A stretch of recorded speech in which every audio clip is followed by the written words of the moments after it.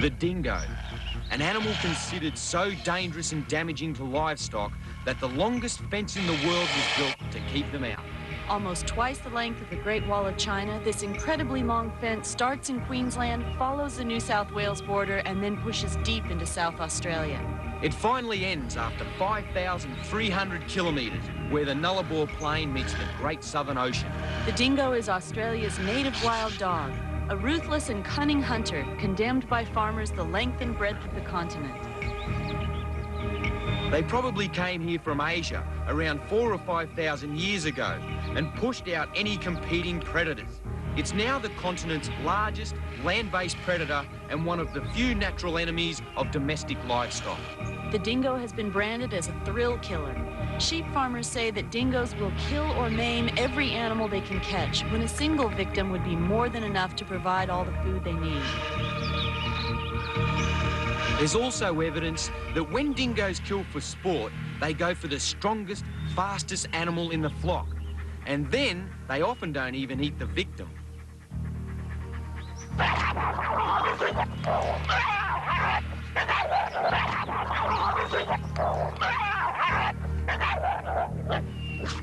The killing sprees are usually nothing more than a deadly game.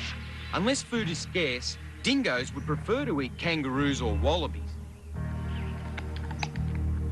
They are just as likely to leave a paddock dotted with dead or dying livestock, and then hunt down a single kangaroo for food. The dingo is considered one of the most serious permanent hazards to life on the land in outback Australia.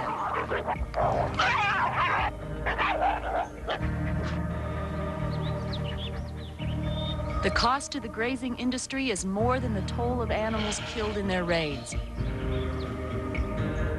Because of dingoes, large areas of potential sheepland is left alone. Graziers consider the stock losses would be the difference between success or failure. Faced with such a dangerous natural enemy, farmers won't even think of trying to graze their flocks in places where dingoes haven't been controlled.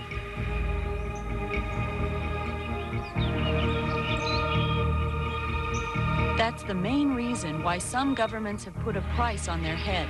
And that's why a barrier was built across 3 states to keep them out of Australia's richest sheep country.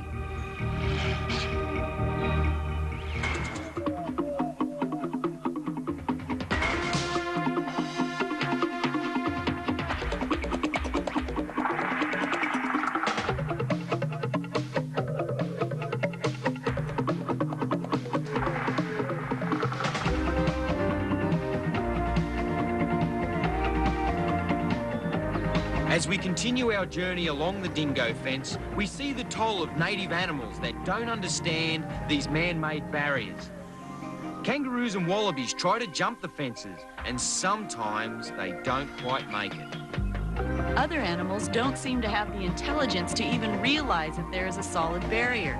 We've seen in the last program how Steve had to get between an emu and the fence before it would run to safety. All it wanted to do was batter itself against the mesh. Here's another bird that's hit the fence. Steve wants to check it for injuries.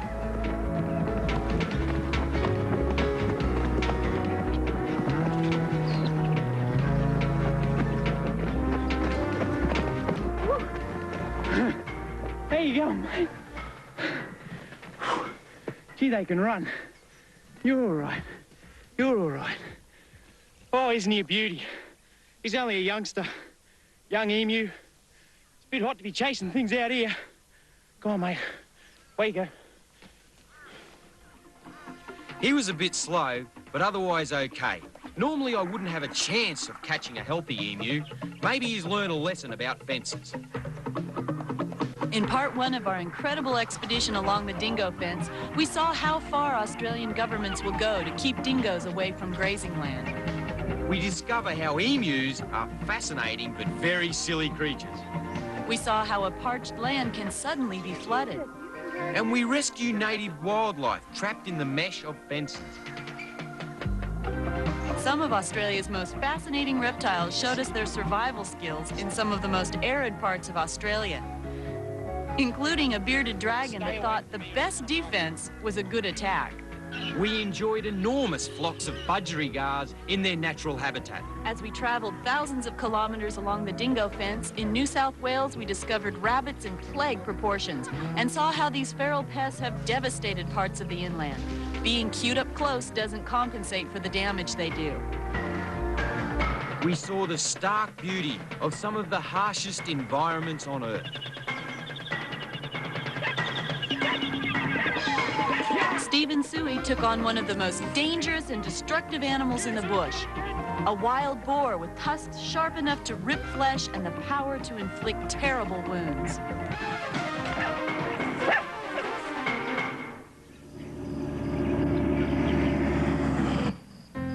Now, as we continue our expedition along the New South Wales section of the fence, we find ourselves in the middle of a dense population of red kangaroos. We've been crossing back and forwards into South Australia, and in this part of New South Wales, we saw literally thousands of kangaroos. But tonight, Steve is looking for something else. A fox, caught in the glare of the spotlight. Fox numbers are booming here in Australia, and the rabbit plague means there's plenty of tucker. And in places, foxes are now getting out of hand, along with the rabbits. Like so many animals in this remote part of Australia, they see so few humans that even the foxes let us get much closer than usual.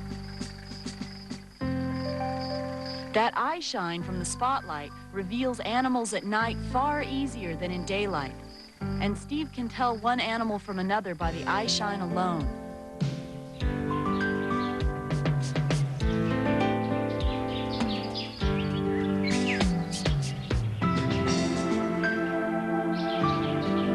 We're about to leave the New South Wales border fence and continue our journey along the South Australian dog fence.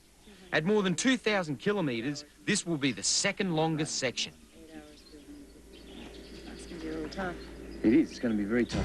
We haven't seen many dingoes so far in our journey. At this time of year, conditions are good, and so is the hunting. With no need to cross into sheep country, the dingoes are widely dispersed in the area outside the fence. And as far as the South Australian government is concerned, they're perfectly welcome to stay there. The policy is no dingoes inside the fence, and they can do what they like outside. But everywhere we go, there's always other wildlife to keep the journey interesting. What are you doing out here? We nearly ran you over. This little bearded dragon is obviously a male. You can see by the size of his head. He has a big, boofy head.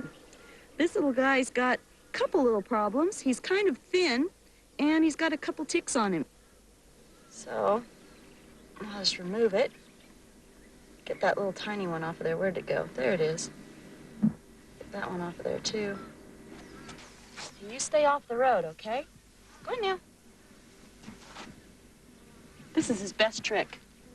You go on now. There you go. Uh-oh. He's gone under the car. I can hear him scratching on the metal. All we really wanted to do was move him off the road, but it ended up being a detailed search of almost the entire vehicle.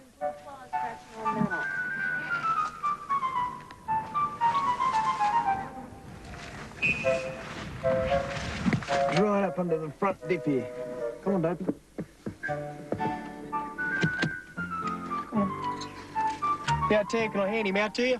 Okay, I'll come around. Out there. Try this again.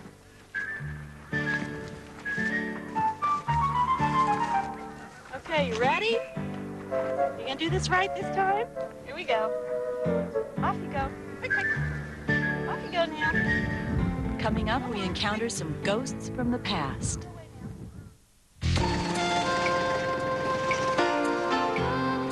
We're taking time out to visit a part of Australia's outback history. Old Queensland homestead, outside the Dingo fence, abandoned to the ravages of time and the weather. 100 years ago, this collection of slowly decaying buildings was the heart of a thriving cattle station.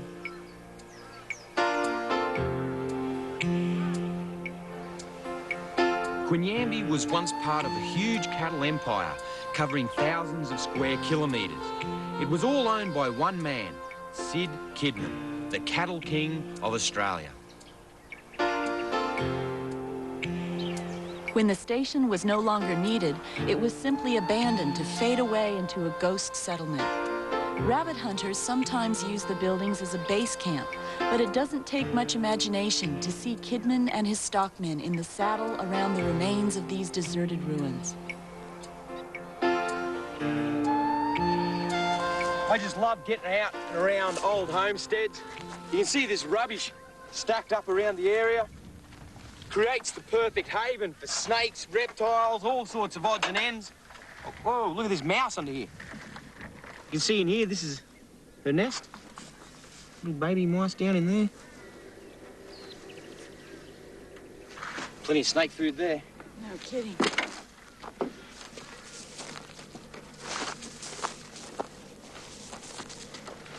Careful, guys, it's all right. Looks like we've got a whole family of shinglebacks here. Mother and father and the little baby. Little Junior. He's got a tick on him, Terry. Oh, we better get that off. You hold him for me now. It's just there, look. Okay. Good one. There you go. Oh, here you go. No, you go back under your house. Australia's animals have learned to live with ticks, but we still like to relieve their discomfort. These tracks along the Dingo fence are shut to the public. They're dangerous places. We had to get permission from every state fence authority before we could use them. Oh, get real!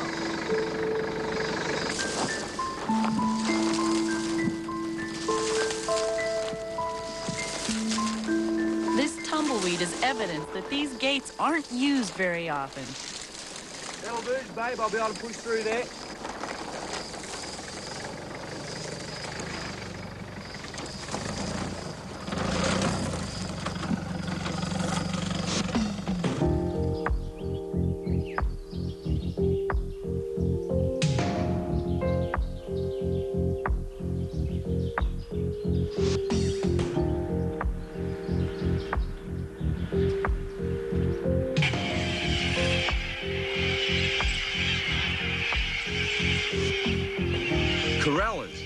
Wherever there's a good supply of water, you'll find these boisterous little gliders making more noise and seeming to have more fun than you would have thought possible.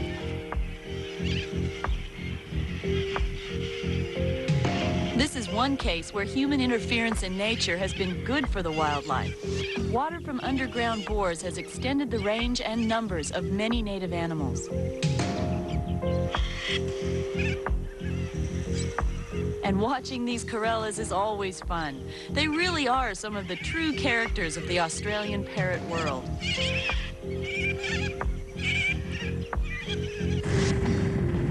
This part of the dog fence swings north to enclose one of the most spectacular parts of South Australia. After 3,000 kilometers of fence and flat land, the mountain ranges are irresistible.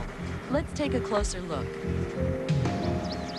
Here we are in the spectacular Flinders Ranges of South Australia, where the Dingo fence cuts right along the northern section. Beautiful country. Having seen so much dry and dusty track with only scrubby little shrubs, it's a real pleasure to see tall trees again. Silhouetted against the red cliffs of the Flinders, these trees have sent their roots deep into the paths of watercourses that usually flow only after heavy rain.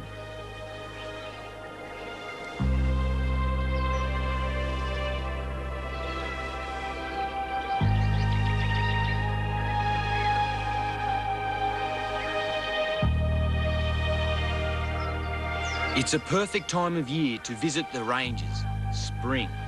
There's been some rain and the normally dry landscape is starting to bloom with an amazing variety of wildflowers.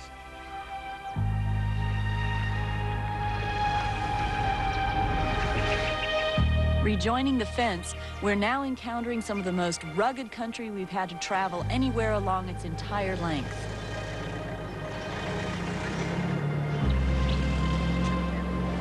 There's so many rocks in the foothills of these ranges that in places it's impossible to bulldoze a decent track. But it's considered vital that the Dingo barrier be maintained despite the harsh terrain.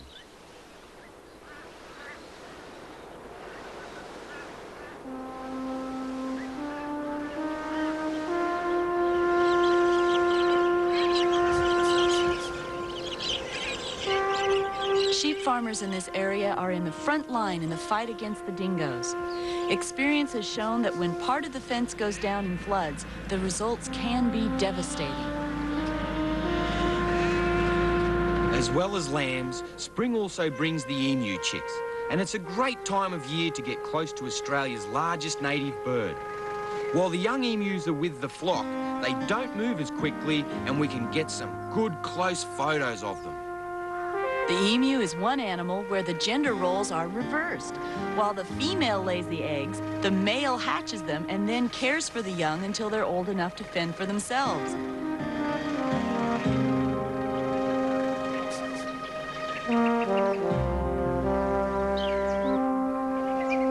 This spectacular semi-arid land supports a surprising amount of wildlife as well as the sheep.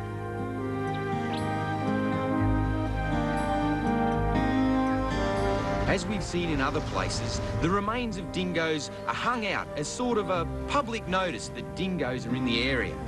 Where the carcass is hung indicates which side of the fence the dingo was caught.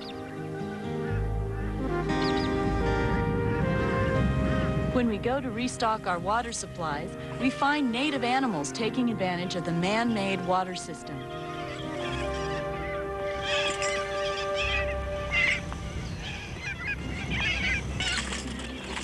Steve's lost a valuable roll of film down this old abandoned mine shaft. We have no way of knowing how deep this shaft is or what else may have fallen in besides the film. Drop off after that one, isn't there? I only hope that ledge will hold him.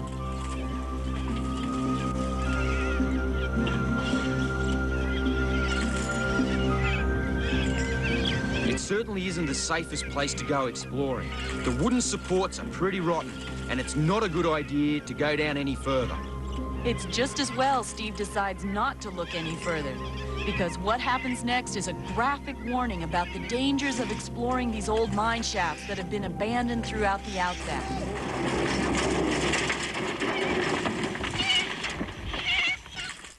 Okay, you got everything okay? Are you all right? Yeah,